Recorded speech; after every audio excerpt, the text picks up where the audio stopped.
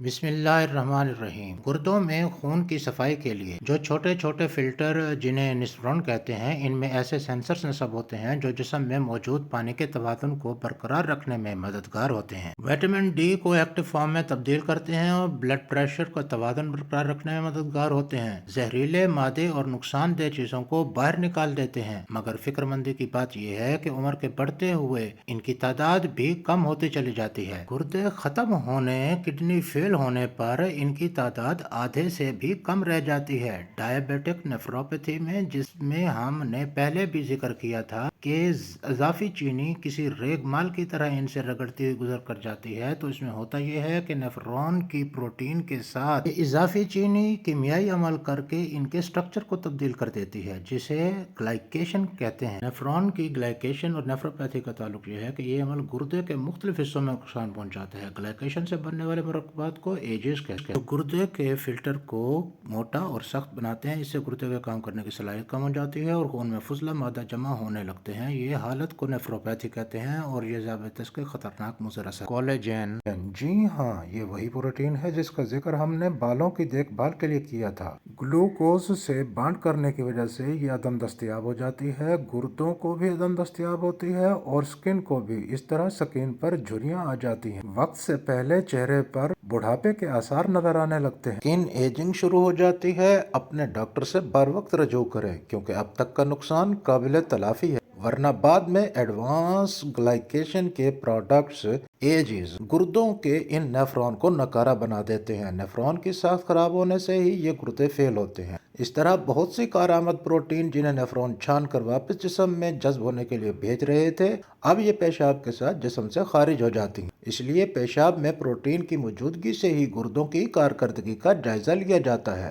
اب جسم ان پروٹین کی عدم موجودگی کی وجہ سے پانی کو روکے رکھتا ہے اور جسم پھولنے لگتا ہے، سوجنے لگتا ہے۔ پورے جسم کے کئی اعضاء پر یہ علامات ظاہر ہو سکتی ہیں۔ ان علامات کے ظاہر ہوتے ہی کم و بیش 10 سال لگ جاتے ہیں، اس لیے ابتدائی علامات پر توجہ دیں اور بر وقت اپنے ڈاکٹر سے رجوع کریں۔ ابتدائی علامات سے ایک اہم یہ ہے کہ پوری رات بار بار پیشاب کی حاجت ہوتی ہے، اسے نوکٹوریا کہتے ہیں۔ ذیابیطس کے مریضوں کو بھی اس طرح کی کئی علامات ہوتی ہیں، ان میں بھی واضح علامات کو ظاہر ہونے میں اتنا ہی عرصہ لگ جاتا ہے۔ چار طرح کے نظاموں کے لیے نقصان دہ ثابت ہوتی ہے: آنکھیں، گردے، دماغ اور شریانیں۔ نوکٹوریا کو آپ بڑی آسانی سے کنٹرول کر سکتے ہیں اگر اپنی ذیابیطس کو کنٹرول میں رکھیں اور ریفائنڈ شوگر کو روزانہ کی خوراک میں شامل نہ ہونے دیں۔ اس کے لیے ہمیں روزانہ کی خوراک میں شامل چھپی ہوئی چینی کے بارے میں خبردار رہنا ضروری ہے۔ بہت سی چیزوں کو نمکین سمجھ کر کھا لیا جاتا ہے جن میں اتنی چھپی ہوتی ہے کہ شاید کچھ مٹھائیاں بھی پیچھے رہ جائیں، جیسے چھنا ہوا ربڑی آٹا،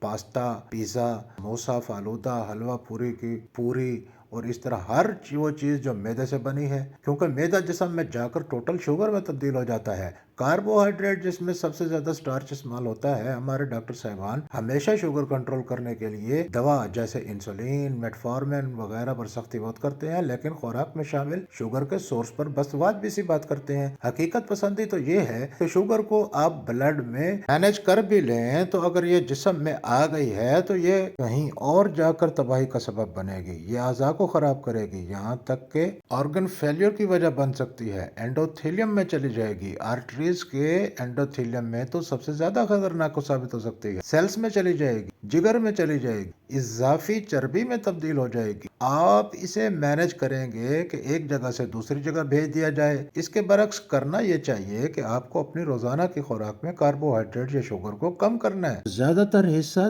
دن میں استعمال کرنا ہے، کہ جس کے بعد آپ کام میں مصروف ہوتے ہیں اور کیٹو ڈائٹ پلان نہ بھی کر سکیں تو آہستہ آہستہ کھانے پینے کی عادت کو اس طرف لائیں۔ 16 گھنٹے کا انٹرمینٹ فاسٹنگ کریں، واٹر فاسٹنگ کریں۔ ہر ہفتے سوموار اور جمعرات کو روزے کی سنت اپنائیں۔ افطار میں سٹارچ اور تلی ہوئی چیزوں سے پرہیز کریں۔ کھانا کھائیں مگر پیٹ بھرنے کے اساس سے 2-4 لقمے پہلے رک جائیں۔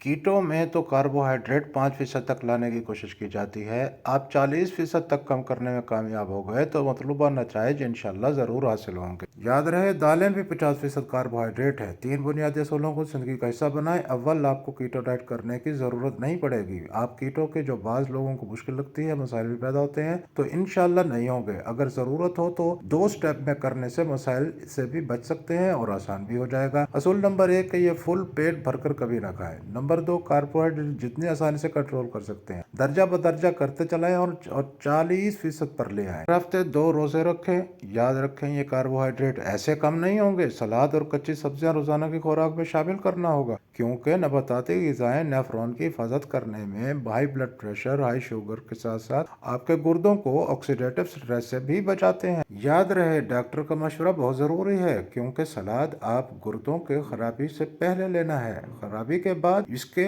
मौजूद मिनरल्स इनकी वजह से आपको लेने की देने भी पड़ सकते हैं। खुराक में क्या परहेज करें तो जान लें कि ऐसी चीज़ जिसमें सोडियम काफ़ी ज़्यादा मिकदार में है, जैसे ख़ास तौर पे अचार या इस जैसी कोई और चीज़ें। पोटाशियम की मिकदार ज़्यादा बाज़ औक़ात होती है, जैसे एवोकाडो, पालक। ये महदूद मिकदार में एतदाल के साथ इस्तेमाल कर सकते हैं। ब्लूबेरीज की तरह लो पोटाशियम फूड इस्तेमाल करें। पालक और टमाटर में ऑक्जेलेट्स होते हैं जो गुर्दों की पथरी का बायस बन सकते हैं। बीन्स और लेंटल्स मतलब दालें, मटर वगैरह भी हाई पोटाशियम फूड्स हैं। इन्हें पहले उबाल लें, फिर छान कर पकाएं ताकि पोटाशियम काबिल कबूल हो। आखिर में बात करते हैं वर्जिश की। तो वर्जिश कोई भी जो आपकी शख्सियत को सुस्त ना होने दे वो आप कर सकते हैं, मगर सबसे बेहतर वर्जिश चुस्ती से पैदल चलना, ब्रिस्क वॉक। इससे वो तमाम वजूहात, शुगर, ब्लड प्रेशर, एथरोस्क्लेरोसिस जिसमें शरियानें अपना काम ठीक से नहीं करती, डायबिटिक नेफ्रोपैथी और डायबिटिक न्यूरोपैथी जैसे मसाइल बहुत अच्छे से मैनेज हो जाते। इसके साथ साथ जो खुराक की मालूमात आपसे शेयर करते हैं इनका ख्याल रखें तो इंशाल्लाह आसानी होगी। तमाम मालूमात एजुकेशनल हैं। इलाज के लिए अपने डॉक्टर से रजू करें। वस्सलामु अलैकुम व रहमतुल्लाहि व बरकातुहू।